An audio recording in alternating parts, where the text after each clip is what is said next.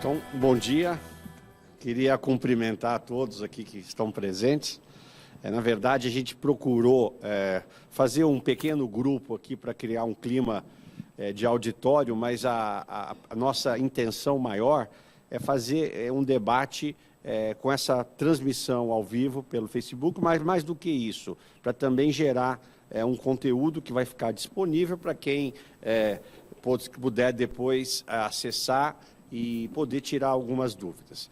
Então, esse é o CACAU, Centro de Apoio à Criança com Anomalia Urológica, é uma OSC, né? Antigamente a gente chamava isso de OCIP, mas agora com a nova legislação, ela se denomina uma OSC, ela é reconhecida pelo Ministério da Justiça, e ela nasceu de uma iniciativa da nossa equipe, aqui, enquanto atuantes aqui na Unifesp, aqui no setor de urologia pediátrica, em que nós detectamos que a gente tinha boas condições para operar os pacientes, mas faltava um complemento de apoio para pacientes que são pacientes de alta complexidade. Aqui a Unifesp é um centro terciário. E por outro lado, nós tínhamos também percebido muita gente querendo apoiar iniciativas para pacientes urológicos pediátricos.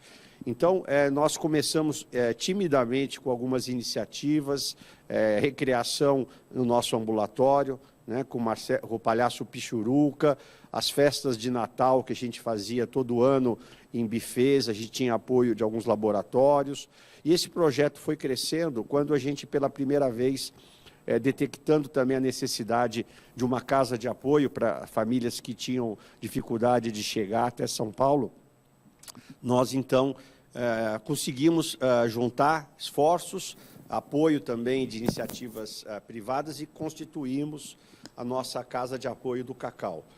Fizemos uma parceria com o Departamento de Pediatria, aqui da Unifesp, e expandimos. O CACAU, hoje, nessa Casa de Apoio, que acolhe 14, 15 famílias, nós temos até aqui, por coincidência, uma pacientezinha nossa que está hospedada ali no CACAU, que vai fazer um procedimento com a gente. Então, nós acolhemos 14 famílias, tivemos a inspiração também da CTC, na pessoa da Tereza Bracha, que é uma casa de apoio para pacientes com problemas cardíacos, e ela nos acolheu, nos ajudou na parte de legalização do CACAU, e hoje já estamos há quase 10 anos fazendo esse tipo de apoio. Também o CACAU depois abriu uma segunda casa, que é um centro clínico, em que a gente começa agora a oferecer também atendimentos filantrópicos dentro de conceitos de projetos de pesquisa, porque a gente acha que a missão do CACAU não é simplesmente fazer aquilo que o serviço público tem que fazer, que é prestar assistência. A gente quer ajudar, a gente tem um recurso humano, uma equipe de alta qualidade, mas acho que a gente deve oferecer também a oportunidade de realizar novos conhecimentos, inserir esses atendimentos dentro de um conceito de pós-graduação, formação de novos especialistas que depois vão para diferentes lugares do Brasil. Hoje nós já formamos 32 fellows, 22 doutores e 4 mestres. Então, em quase todo o estado do Brasil, existe das universidades, dos principais hospitais, alguém que foi egresso desse grupo do NUPEP. E também, mais recentemente, o CACAU acabou sendo convidado a assumir a urologia do Hospital da ACD, que é aqui perto, que é um importante centro de tratamento de pacientes com bexiga neurogênica, mielomeningocele, e a nossa equipe vai às sextas-feiras, enquanto o CACAU presta atendimentos, operamos um caso por semana de alta complexidade e fazemos um ambulatório à tarde. Então, essa também é uma iniciativa CACAU. E a gente quer agora também criar essas oportunidades de debater temas de urologia pediátrica. E nós escolhemos a bexiga hoje como centro do nosso assunto, já que são 2 problemas especiais, a estrofia de bexiga e a bexiga neurogênica, são problemas crônicos que os pacientes acabam vivendo a vida inteira com a necessidade de um acompanhamento, a possibilidade de se fazer algum tipo de cirurgia. Então, a gente reuniu hoje uma parte da nossa equipe para poder debater e colocar. Então, a ideia, uma pequena apresentação para aquecer, e depois esse espaço vai ter aberto para perguntas, para dúvidas, e também a Dalva, que é psicóloga da equipe, a Suzy também, que é a nossa administradora, elas vão ser facilitadoras para que essas perguntas cheguem até nós, e nós vamos estar perguntando. E depois também, coroando essa apresentação, nós vamos abrir espaço para que os próprios pacientes, nas suas associações de autoajuda, dos grupos da NAPEX, né, que cuida de distrofia, e do canal Mielando, com a Denise, que veio aqui, que eu também admiro muito o trabalho que ela fez, e hoje atingiu uma notoriedade do bem, né? E eu acho que tudo que é feito com um propósito altruísta, a gente deve ajudar e deve dar condições. Então, eu estou muito contente com a presença desses dois grupos aqui, que vêm aqui para ajudar e que eles também possam levar essa mensagem adiante, como já vem fazendo no âmbito interno deles. Então, eu vou convidar aqui o Dr. Sérgio Leite Ottoni, urologista pediátrico da nossa equipe, no PEP, Cacau ACD. Eu queria destacar também a participação da Cláudia, que é nossa gestora, ela que faz hoje também a nossa parte de projetos, que atua na questão de iniciativas e parcerias, e a Carol, que está ali na frente recepcionando vocês. Então, eu queria agradecer a todas também pelo seu trabalho e pela presença hoje. Então, o tema que eu o que é a estrofia de bexiga e por que ela ocorre. Sérgio, muito obrigado aí por ter vindo aqui conosco hoje. Bom dia a todos. Obrigado pelo convite, parabéns pela iniciativa e pela organização. A gente preparou alguma coisa, mas eu vou falar mais informalmente. A estrofia de bexiga, na verdade, é uma má formação congênita da parede inferior do abdômen, onde a bexiga ela vai estruir, ela vai nascer, a criança vai nascer sem a parede abdominal, então a bexiga vai nascer para fora. Então é uma má formação bastante rara, que tem uma incidência de 1 para 50 mil, mais ou menos, nascimentos. Cada 50 mil nascimentos pode ocorrer essa má formação, né? E ela ocorre geralmente mais em meninos do que em meninas. Duas ou três vezes mais em menino do que em meninas. Essa bexiga fica aberta. Em meninos você vai notar que você vai observar a próstata, o canal da uretra, o canal do pipi aberto e a bexiga toda aberta, né? E na menina, a bexiga aberta, a vagina separada, o clitóris separado, e o xixi vai sair por aquela bexiga aberta na parede abdominal. O diagnóstico geralmente vem durante a gestação. A partir da 4ª semana, a partir do 2º mês de gestação, no primeiro ultrassom, já vai perceber que a criança não tem a bexiguinha, não enche a bexiga, já no primeiro ultrassom. Nos próximos ultrassons, isso aí já é uma dica de que realmente a bexiga não está enchendo, e aí pode-se lançar mão da ressonância magnética para confirmar esse diagnóstico. Altera a gestação? Não altera, não vai adiantar o parto por conta disso, porque não tem muito o que fazer. Alguns locais, fora do Brasil, eu acho, alguns países,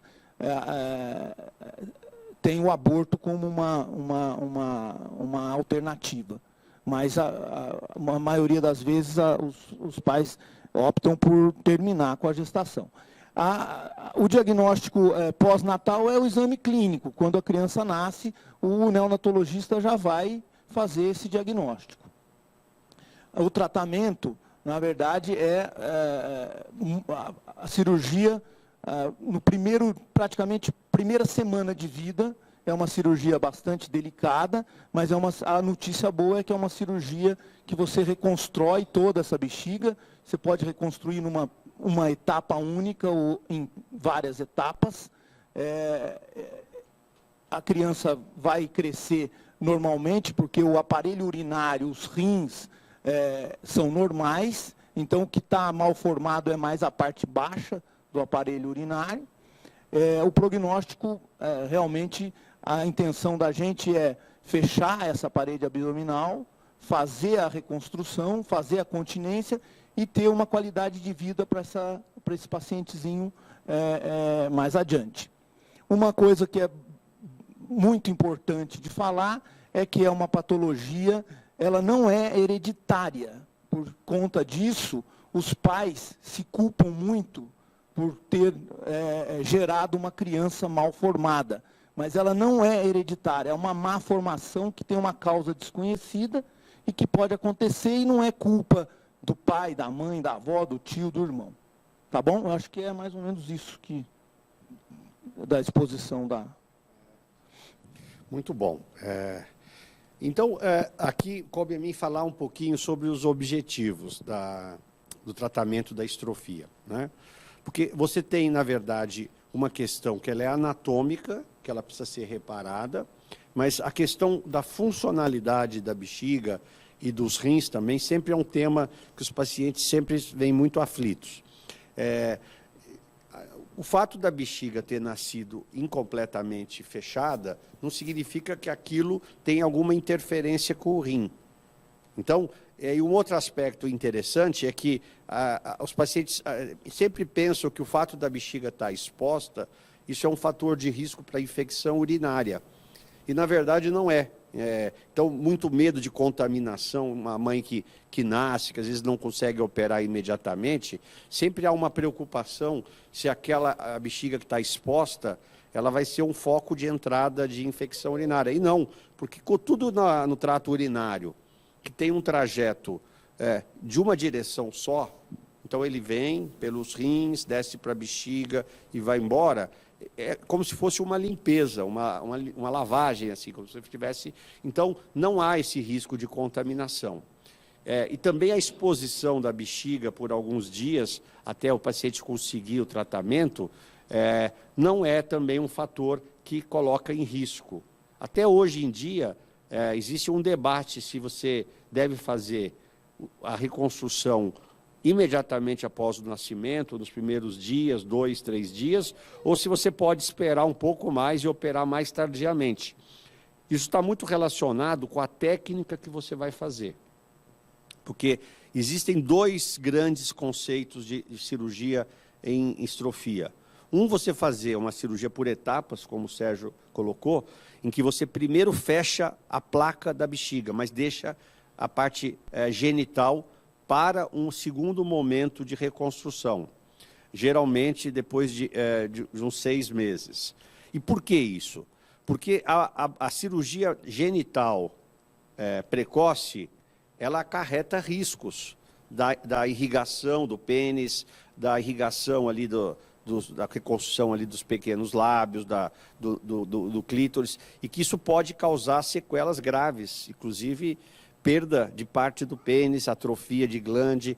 Então, existe esse conceito de fazer tudo de uma vez só, mas quem já teve complicação, e essas complicações são muito graves, tem muita receio em fazer, porque se perder um pênis para o paciente, ou uma parte expressiva do pênis, esse é um problema que vai ter difícil resolução.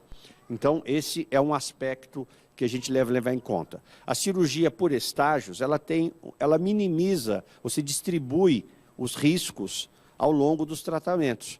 Então, você primeiro fecha a placa da bexiga, e aí espera um tempo e você faz a reconstrução genital. O objetivo é chegar até 1 ano de idade com a anatomia, tanto da bexiga quanto da genitália, já reconstituída.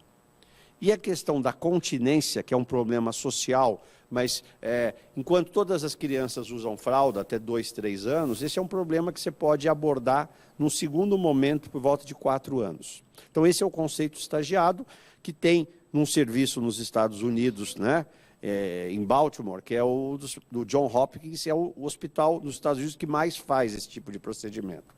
E existe uma outra estratégia de você fazer tudo ao mesmo tempo, e exatamente pelo temor das complicações genitais, é que se tende a postergar um pouquinho mais, operar com 2 meses, 3 meses. Hoje eu já tenho visto em congresso falaram em operar até com 4, 5 meses.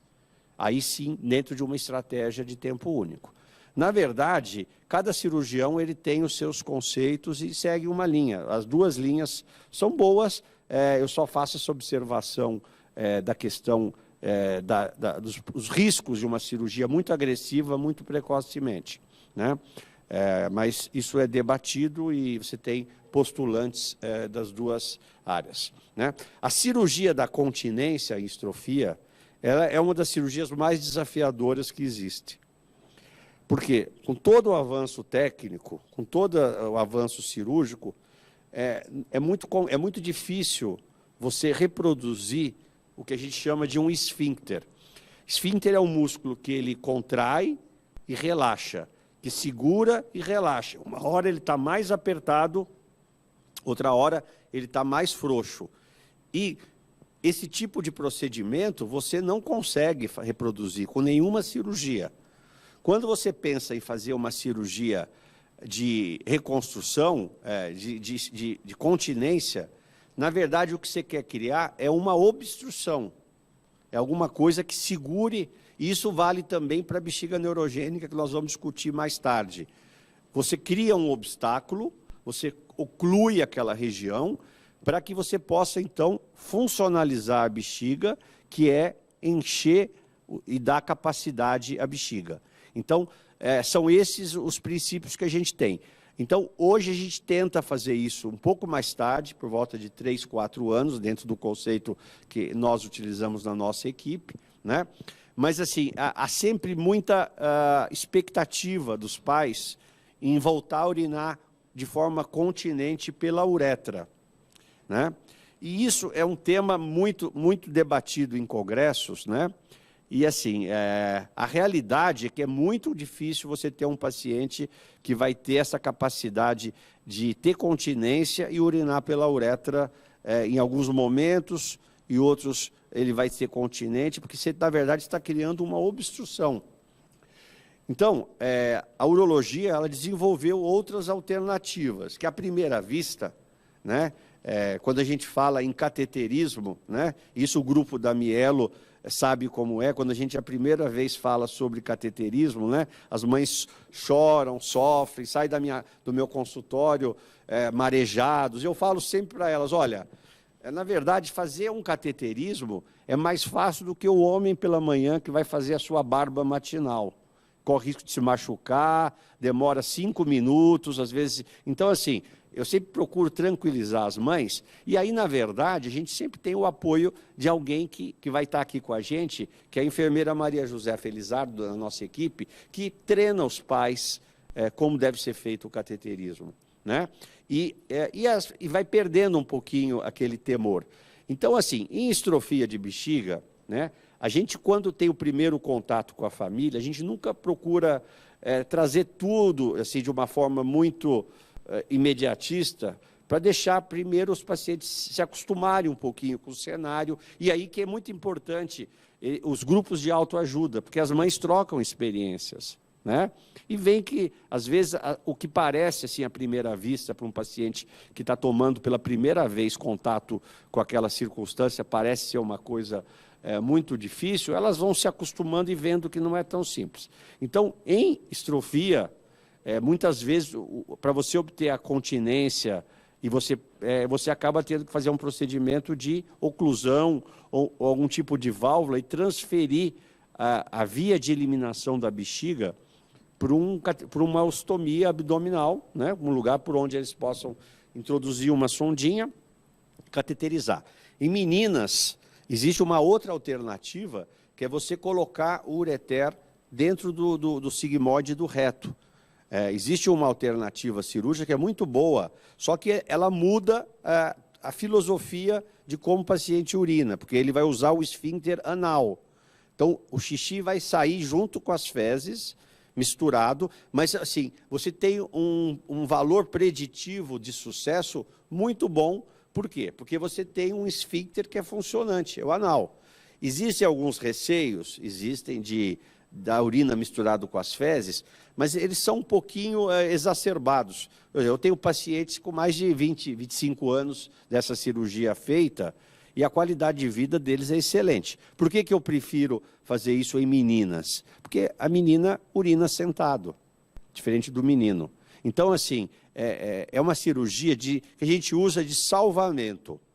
A gente procura primeiro usar os critérios, as tentativas de reconstruir a bexiga, da continência, e deixa esse tipo de cirurgia como uma opção de salvamento numa situação final.